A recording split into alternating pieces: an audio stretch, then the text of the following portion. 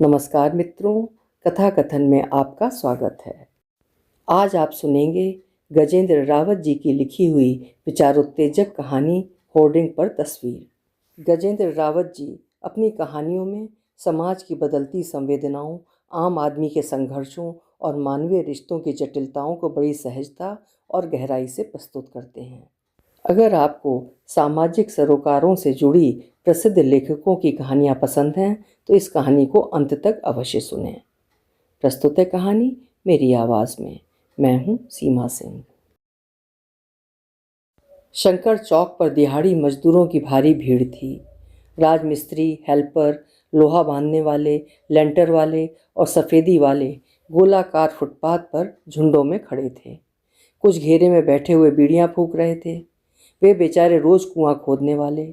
न जाने कितने मकान बना चुके होंगे इस शहर में, न जाने कितनों के घर बस गए होंगे इनकी मेहनत से, लेकिन उनकी अपनी हालत पर कुछ भी अंतर नहीं आया था। वे आज भी पहले की तरह तंगहाली और अनिश्चितता भरा जीवन जी रहे थे। काम के अनुसार ही उनके कपड़े गंदे और फटे थे, रेत, मिट्टी और सफ़ेदी से अटे हुए। वे महीनों इन्हीं कपड़ों में रहते। वे नहाए धोए भी न थे, मानो सोए अलसाए सीधे आकर चौक पर बैठ गए हों। अभी यद्यपि धूप निकल आई थी, फिर भी दिसंबर की ठंडी हवा बदन पर तीर सी चुभ रही थी। इसी ठंड से मुकाबला करते हुए सभी अपनी बाजुओं को छाती पर लपेटे हुए थे। सफ़ेदी राजमिस्त्री का काम करने वाले लोग आते, रुपया तय करते और छांट कर मजदूर ले जाते, मानो मानव मंडी हो। अल्लाह रखा भी हेल्परों की पंक्ति में उकड़ू सा बैठा था। वहीं पास में ही फुटपाथ के नीचे सड़क पर उसके साथ के मिस्त्री और एक बाबू के बीच दिहाड़ी को लेकर मोलभाव चल रहा था। अरे जरा सा काम है, आधी दिहाड़ी भी नहीं है, बाबू कह रहा था। उसकी मूछों से ऊपर का होंठ छिपा हुआ था और सिर सफाचट था। ये तो काम देखकर ही पता चलेगा कि आधी दिहाड़ी है या 2 दिन का काम निकल आया है, नाटे कद का मिस्त्री तलखी में बोला। हमें पता है ना बाबूजी, रोज का काम है हमारा। छोड़ो यार, फिर कहते हैं काम नहीं मिलता। काम नहीं मिलता है, काम करना नहीं चाहते। इतना कहकर बाबू ने मुंह फेर लिया और थोड़ा सा आगे खिसक गया और रुककर हेल्परों की पंक्ति पर घिन भरी नज़र डालते हुए बड़बड़ाया, हराम मुंह लग गया है ना इसलिए। बाबू की बड़बड़ाहट अल्लाह रखा के कानों तक पहुंच गई। बड़ा मन हुआ कि कह दे, बताऊं हराम किसके मुंह लगा है। उसने गर्दन टेढ़ी कर बाबू की ओर देखा भी, लेकिन चुप लगा गया, इस उम्मीद में कि शायद बात बन जाए। गए हफ्ते बस 1 दिन की दिहाड़ी मिली थी, बाकी तो नागा ही हो रहा था। इस हफ्ते ये 2 दिन तो खाली ही हो गए हैं। सोचते सोचते उसके होठों से हवा के बुलबुले उठाए। थोड़ी देर बाद वही बाबू फिर लौटा। ठिगने मिस्त्री को इशारे से अपनी ओर बुलाकर उसके कंधे पर हाथ रखकर नीचे बैठे हेल्परों की पंक्ति से दूर ले गया। उन दोनों की बातें सुनाई नहीं दे रही थीं। कतार के हेल्परों के बीच बैठा अल्लाह रखा हाथ चलाते बाबू को देखता रहा। बाबू देर तक न जाने क्या क्या समझाता रहा। मिस्त्री भी गर्दन झुकाए चुपचाप सुनता जा रहा था। अल्लाह रखा बैठा बैठा फुटपाथ के पत्थरों के बीच उगाई दूब को छोटी उंगली से कुरेदने लगा। घास पर पकड़ न बन पाने की स्थिति में वो सिरे से पकड़कर सोचने लगा। थोड़ी देर में मिस्त्री बाबू की बातों से बुरी तरह बिदक गया। गुस्से में बाबू से दूर हटकर जोर से चिल्लाने लगा, ईंट बदरपुर रेत वाले को पूरा पैसे देते हैं, चुभती है तो बस हमारी दिहाड़ी। उधर बाबू कुछ देर तो तनतनाता रहा, फिर खींचता, बड़बड़ाता और पैर पटकता हुआ चला गया। हमारी मेहनत, हमें भी 2 रोटी। मिस्त्री का चेहरा गुस्से और झुंझलाहट के कारण रेखाओं से भर गया। वो बोल रहा था पर अस्पष्ट, अनिश्चित और बेमानी सा। थोड़ी देर में उसका गुस्सा न रहा। अब उस जगह उदासी, खींच और पश्चाताप था। वो अनमैस्क सा अल्लाह रखा के सामने उकड़ू सा बैठ गया। अल्लाह रखा सामने बैठे मिस्त्री को एकटक देखने लगा। उसके चेहरे पर सिमटी उदासी को दिल से महसूस करते हुए अल्लाह रखा का मन बैठने लगा। लेकिन थोड़ी देर में इस परिस्थिति से उबर ठीक उलट वो तल्ख होकर बोला, बनी नहीं ना बात, मुझे पता था ये साले बाबू दूसरों से ठगा जाएगा पर हमको दिहाड़ी देने में रो देगा। इतना कहते ही वो फिर से पत्थरों के बीच की घास कुरेदने लगा। उसकी आंखों में रात भर की अधूरी नींद और बहुत दिनों से काम न मिलने से उपजी थकान दुखन पैदा कर रही थी। आज भी खाली हाथ उसका दिल तेजी से धड़कने लगा। खैरून बहुत बोलेगी, बड़बड़ाती रहेगी। मैं कोई जानबूझकर तो करता नहीं, आज भी सबसे पहले हम ही बैठ गए थे यहाँ। वो सोच रहा था, मगर उसकी खुश्क खामोश निगाहें आते जाते लोगों पर लगी थीं। ये कब मिस्त्री की बात बने तो वो भी चल देगा पीछे पीछे। करना ही क्या है वहाँ, बदरपुर सीमेंट और लंबी पाइप से पानी डालकर फावड़े से मिलाना शुरू कर दूंगा। यही तो करता हूँ। बस शाम को दिहाड़ी खरी और खैरून भी खुश। 12 बज गए। मिस्त्री फिर चेहरे की अजीब आकृति बनाकर कुलबुलाने लगा। अब कौन आएगा, टाइम गया, ये साला धंधा ही पिटा हुआ है। अल्लाह रखा बुझे मन से बुदबुदाया। उसी बाबू पे लटक लेते, वहाँ की वहाँ देखी जाती, अब भी तो खाली हाथ वापस। इतना कहकर उसने एक लंबी सांस छोड़ी और चुप हो गया। मिस्त्री खींच गया। उसे लगा आज काम न मिलने का इल्ज़ाम उसके सर आ गया हो। खड़े होकर मुंह में आए थूक को मेहंदी के झाड़ पर थूक कर वो वहीं बैठते हुए बोला, आधी दिहाड़ी में ही पूरे दिन रगड़ लेता वो बापू। तू कहता है तो चल के देख लेते हैं थोड़ी देर, शायद कोई भूला भटका मिल ही जाए। वे देर तक यूं ही गूंगों की तरह बैठे रहे। दोनों की निगाहें आने जाने वालों पर लगी थीं। चौक पर मजदूरों की भीड़ लगभग छट चुकी थी। कुछ को काम मिल गया तो अधिकतर बेकार नकारा ही इधर उधर चले गए। अल्लाह रखा ने सामने नज़रें उठाकर देखा, कतार में खाली फ्लैट्स थे। उसे याद आया जब फ्लैट बन रहे थे तो 5 महीने लगातार काम मिला था। तब ठीक था, अच्छे दिन थे वे। मिस्त्री के भीतर खींच, झुंझलाहट और तलखी जाती रही, लेकिन गहरी उदासी और खामोशी ने उसके चेहरे पर जगह बना ली। चल फिर, धीमे से फुसफुसाते हुए वो उठ खड़ा हुआ और चलने लगा। मिस्त्री की फंटी और औजारों का थैला उठाए अल्लाह रखा पीछे पीछे पांव घसीटता हुआ हो लिया। यद्यपि उससे चला नहीं जा रहा था, टांगों में मानो कितना वजन बंधा हो। ठीक ही कह रहा था तू, कोई छोटा काम ही मिल जाता। आगे चलते चलते मिस्त्री ने ये बात मन को हल्का करने के लिए कही। अल्लाह रखा कुछ बोला नहीं, चुपचाप मिस्त्री के कदमों के पीछे पीछे चलता रहा। अब उसे काम न मिलने का दुख न था, घर पर क्या सीन बनेगा वो इस चिंता में था। वो खैरून के बारे में सोचने लगा। वो क्या बोलेगी, मुझे देखते ही भड़क उठेगी। अब तक तो घरों से काम करके आ चुकी होगी, मैं भी क्या बोलूँ। दिमाग पर पड़ रहे अनचाहे दबाव से कुछ शब्द होठों से छिटक गए और बाहर तक आ गए। चलो बोलने दो उसे। वे शब्द उसकी अपनी चप्पलों की ध्वनि में गुम हो गए। अब वो चारों तरफ देखता हुआ सचेत चलने लगा। मिस्त्री की आर्थराइटिस से कमान की तरह हुई टांगों ने उसके कद को और बौना बना दिया था। वो चल रहा था और खिलौने की तरह उसके शरीर का ऊपरी हिस्सा बारी बारी दाएं बाएं झुक रहा था। अल्लाह रखा ने अचानक मिस्त्री के पाँवों की तरफ देखा। वे रुक गए। मिस्त्री सड़क के किनारे लगे होर्डिंग के सामने था। अल्लाह रखा के कदम भी रुक गए।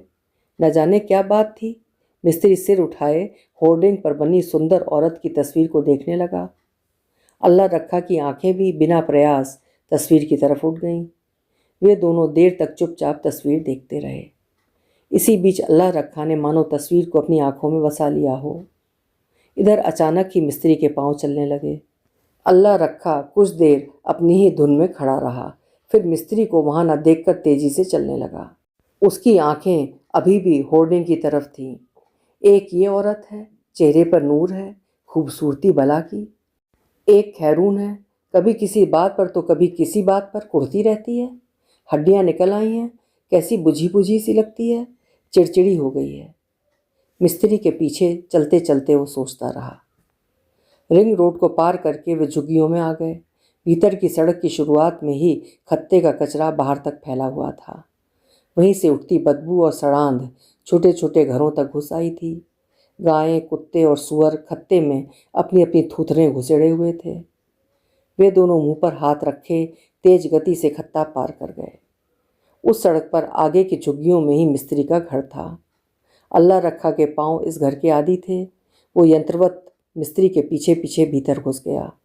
औजारों के थैले और फंटी को दीवार के सहारे टिकाते हुए बोला, मैं चलता हूँ बाबू, खदान की दुकान पर बैठूंगा कुछ देर। मिस्त्री सिर झुकाए हुए चारपाई पर बैठ चुका था। उसमें कुछ भी कहने सुनने की ताकत नहीं बची थी।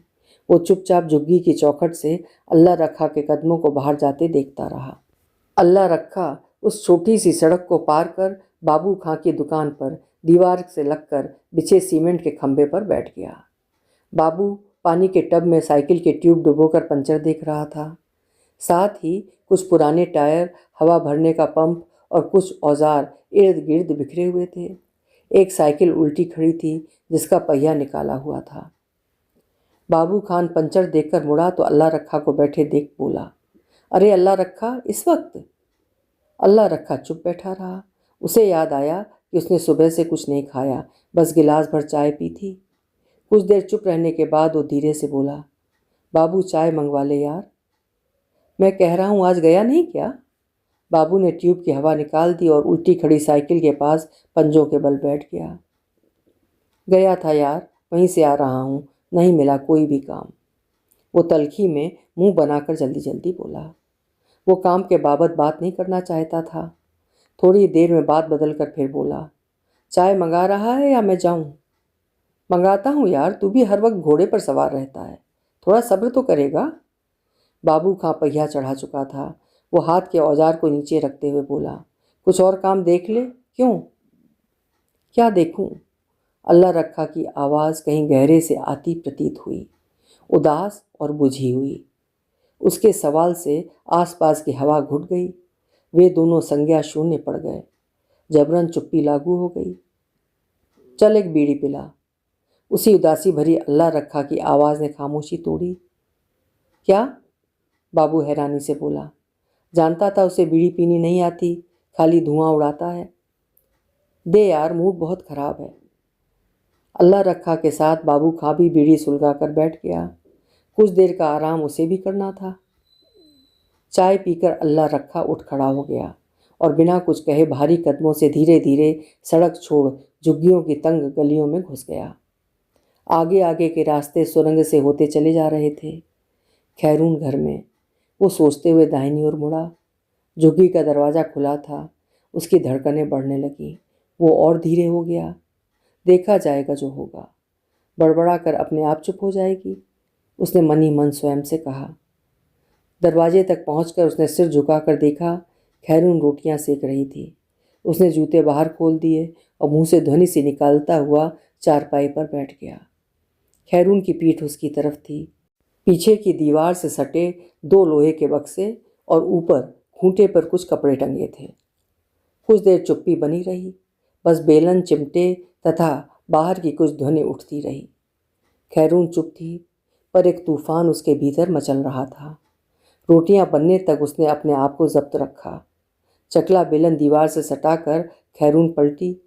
आंखें मिलते तलखी में मुंह बनाकर बोली, थक गए होंगे, क्यों? अल्लाह रखा ने मुंह में पैदा हुए थूक को भीतर कटक लिया, पर कुछ कह नहीं पाया। बस तुम्हें काम नहीं मिलता, तुम्हारे लिए दुनिया में कोई काम ही नहीं रहा।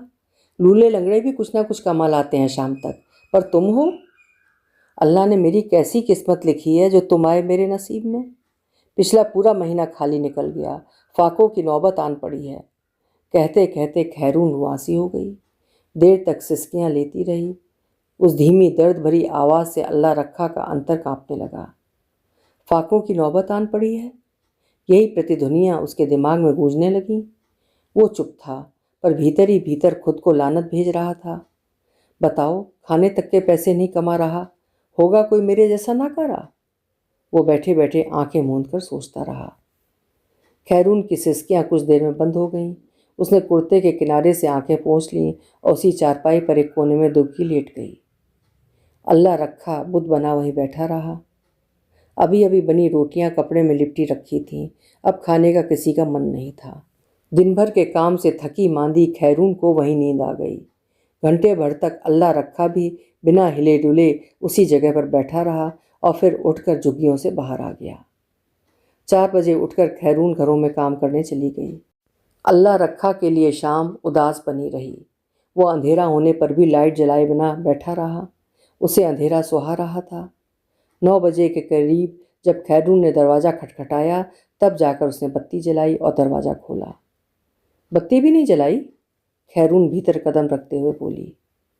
मन ही नहीं किया। बहुत दिनों से देख रही हूँ, मस्जिद भी नहीं जाते। अल्लाह रखा कुछ ना बोला, बस एक लंबी सांस खींचकर छोड़ दी। खैरून ने रोटियां और सब्जी गर्म की और दोनों बिना कुछ कहे खाने बैठ गए। बाहर से कुछ आवाज़ें आती रहीं, लेकिन वे दोनों सिर झुकाए खाते रहे। खाने के थोड़ी देर बाद अल्लाह रखा उठ खड़ा हुआ। दीवार से सटे पानी के ड्रम से मग्गा भर बाहर गली में मुंह धुआया। पुराना स्वेटर पहनकर दीवार पर लगे टूटे हुए शीशे के सामने खड़े होकर कंघी करने लगा। चारपाई के नीचे से जूते निकालकर पहन लिए। खैरून निगाहें नीचे किए सब कुछ देखती रही।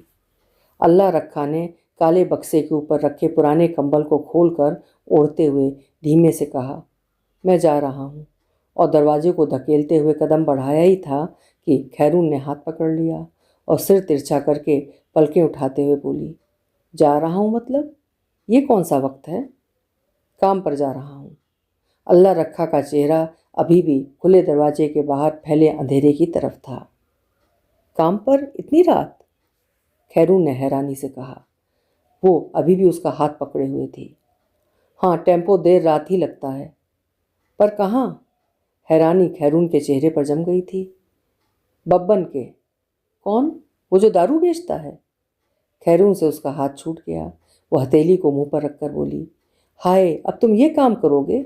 मुसलमान हो, शराब हराम कही गई है, इतना तो ख्याल करो। पेटियां ही तो उतारनी है, और कोई काम भी तो नहीं है। इतना कहते कहते अल्लाह रखा की आवाज़ टूट गई। वो आगे ना बोल सका। तुम बाहर क्या देख रहे हो? मेरी तरफ देखो। खैरून ने नीचे उतरकर उसका चेहरा अपनी ओर रोशनी में घुमा दिया। वो आंखें बंद किए चुप खड़ा रहा, मगर महीनों से भीतर झेलते त्रास की अभिव्यक्ति चेहरे पर उभर आई। खैरून ने देखा, आंसुओं की गिनी चुनी कीमती बूंदें उसकी आंखों के गोल घेरों को लांघ कर बाहर ठुलक आई थी। उसने पहले कभी उसे रोते हुए नहीं देखा था। वहाँ हवा में एक अजीब सी खामोशी छा गई। अभी छोटा सा पल ही बीता था कि कुछ हल्की सी ध्वनि के साथ खैरून की आंखों से आंसुओं का चश्मा फूट पड़ा। देर तक सिसकियों के बीच खामोशी महफूज बनी रही। बहुत कुछ कह दिया था मैंने, बेचारा। खैरून मुंह पोंछते हुए सोचने लगी। फिर कुछ देर बाद बनावटी गुस्सा चेहरे पर लाकर बोली, कहीं नहीं जाना रात में? काम नहीं है तो ना सही, फिर मैं जो करती हूँ हमारी चल जाएगी इतने से। खैरून ने उसका हाथ पकड़कर खींच लिया और बिस्तर पर बैठा लिया।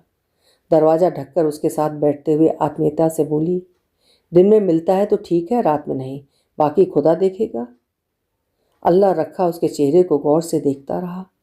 उसे होर्डिंग पर बनी औरत की तस्वीर याद आ गई। सुंदर थी वो, पर खैरून सी नहीं। मन की अच्छी है मेरी खैरून। तस्वीर आखिर तस्वीर है, न वो प्यार करती है न रोती है खैरून की तरह। रात बहुत हो चली थी। अल्लाह रखा ने कंबल तह कर बक्से पर रख दिया। पुराना स्वेटर और जूते उतार दिए। बाहर पाला पड़ रहा था। ठंड बेतहाशा बढ़ती जा रही थी। खैरून रोज़ रात नीचे फर्श पर अलग बिस्तर लगाती थी। पहले चटाई बिछाती, पुरानी दरी के टुकड़े और फिर गुदड़ी। ये नियम था, मगर आज अवहेलना कर दी गई। न चटाई बिछी, न पुरानी दरी के टुकड़े और न गुदड़ी। उसने कुछ ना किया, बस बिजली के लट्टू को बुझाकर अंधेरा कर दिया। वे जहाँ बैठे थे उसी बिस्तर की रजाई में दुबक गए। खैरून के नाजुक स्पर्श में लेटा अल्लाह रखा हैरान था। सुनो, मुझे एक घर और मिल गया है। ये खैरून की आवाज़ थी।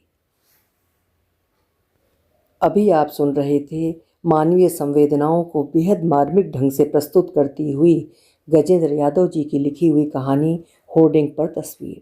आशा है कहानी आपको पसंद आई होगी। पसंद आई हो तो कहानी को लाइक और शेयर करिएगा, और चैनल अभी तक सब्सक्राइब न किया हो तो निरंतर हिंदी साहित्य की उत्कृष्ट कहानियाँ सुनते रहने के लिए चैनल को सब्सक्राइब अवश्य करें। कल फिर मिलते हैं। धन्यवाद।